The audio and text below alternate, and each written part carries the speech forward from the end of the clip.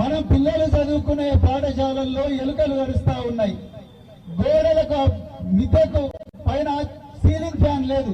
మరి దోమలు వస్తే ఏం చేస్తారు బిడ్డ అంటే, సార్ దోమలు వస్తే కిటికీలు తెచ్చి మొత్తం కప్పుకొని పండుకుంటాం సార్ అంటున్నారు.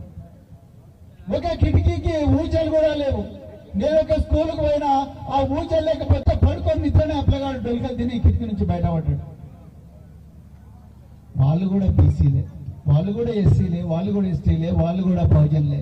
ఇలా తమ్ముడు శ్రీనివాస్ యాదవ్ గారి నేతృత్వంలో జరుగుతున్న ఈ బీసీ మహాధర్నా, ఇది నేను మళ్ళీ చెప్తున్నా, చికెన్ కోసమో మటన్ కోసమో ఎర్ర బుగ్గలున్న కార్ల కోసమో ఏసీ రూముల కోసమో దూది పరుపులున్న ఏసీ బెడ్రూమ్ల కోసమో కాదు, మన బిడ్డల భవిష్యత్తు గురించి, మన వర్గాల బంగారు భవిష్యత్తు గురించి జరుగుతా ఉన్నది.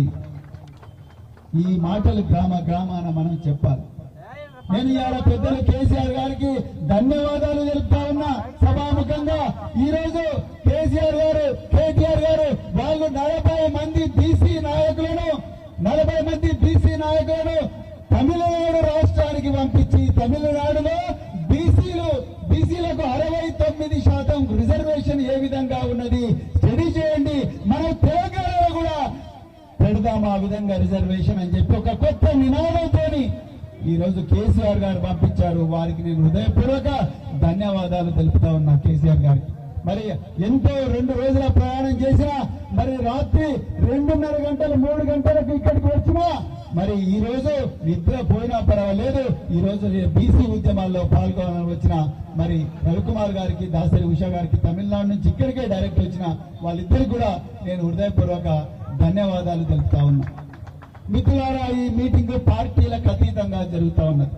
మరి కాంగ్రెస్ పార్టీ అధికారంలో లేనప్పుడు మరి కామారెడ్డిలో ఇప్పుడున్న కర్ణాటక ముఖ్యమంత్రి సిద్ధరామయ్య గారు, వారు కూడా బీసీ సామాజిక వర్గమే, కురుబ కమ్యూనిటీకి చెందిన వారి చేతుల మీదుగా బీసీలకు తెలంగాణలో కొన్ని విషయాలు చేస్తామని చెప్పి కాంగ్రెస్ పార్టీ చెప్పింది. ఈ రోజు ఈ ధర్నా దాని గురించి జరుగుతా ఉన్నది.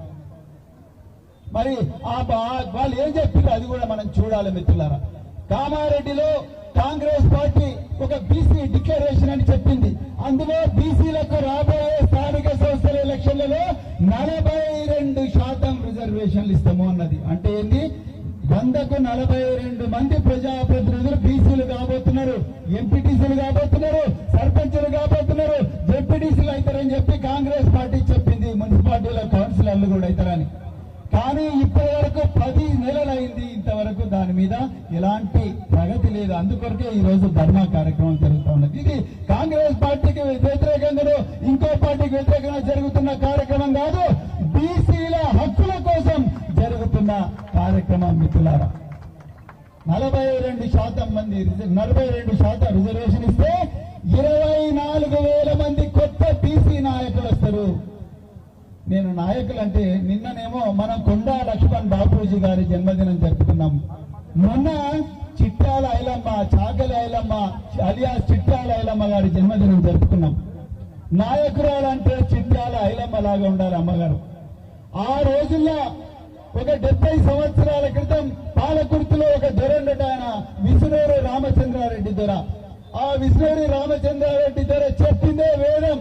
ఆయన పర్మిషన్ లేని గాలి కూడా కదిలేది కాదు, నీళ్లు కూడా పారేవి కాదు ఊర్లల్లా.